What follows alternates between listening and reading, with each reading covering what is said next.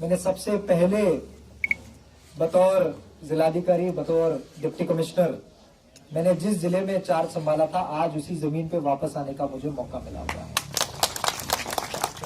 मैं आपको बता नहीं सकता हूं कि इस बात का आनंद कितना होता है। वक्त गुजारा है, जिस समाज के बीच आपने काम किया है, जिस धरती पे आपने काम किया है।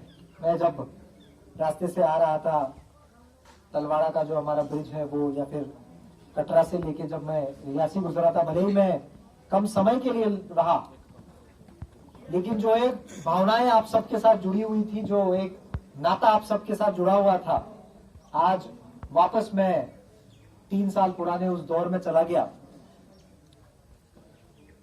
दोस्तों, मैं बताना चाहूंगा कि एनिमल हस्बेंड्री डिपार्टमेंट की हमारी ये एक सबसे महत्वपूर्ण स्कीम है, जिसका नाम डेयरी डेवलपमेंट स्कीम जिसको हम कहते हैं।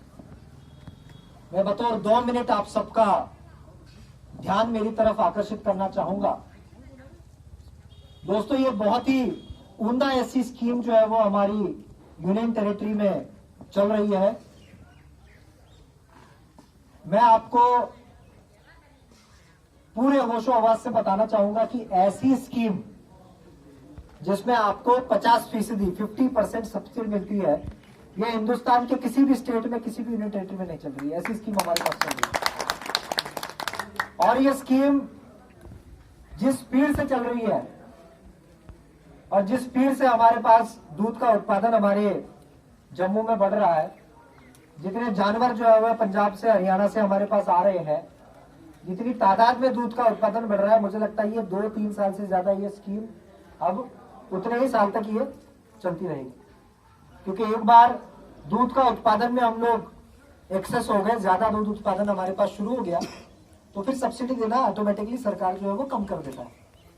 इसीलिए मैं आज आप सब लोगों को अपील करना चाहूंगा कि ये ऊपर वाले की एक देन है, एक हमारी किस्मत है कि सरपंच साहब की और बीडीसी चेयरपर्सन साहब की जो एक जद्दोजहद आपकी रही है। सरपंच साहब ने बताया कि वो 1 यूनिट मांगने गए थे, खुद के लिए 1 यूनिट मांगते मांगते पूरे गांव के लिए 75 यूनिट लेके आए। मुझे लगता है कि नेतृत्व, लीडरशिप इसको कही जाती है कि मैं अगर दुकान में चला जाऊं एक बिस्किट खरीदने के लिए, तो मुझे याद आता है कि बिस्किट सिर्फ मुझे चाहिए नहीं, मेरे पड़ोस में वो छोटा लड़का है, उसको भी मैंने बिस्किट देना है। इस पड़ोस में भी एक छोटा लड़का है, उसको भी मैंने बिस्किट देना है।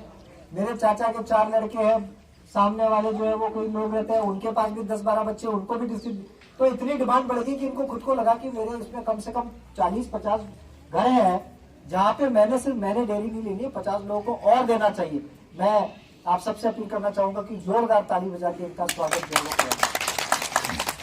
नहीं तो ऐसा होता है, कई बार आदमी चला जाए तो अपने आप की वो कागज पूर्ति कर लेता है और लेके आ जाता है, दूसरों को जो है वो भूल जाता है।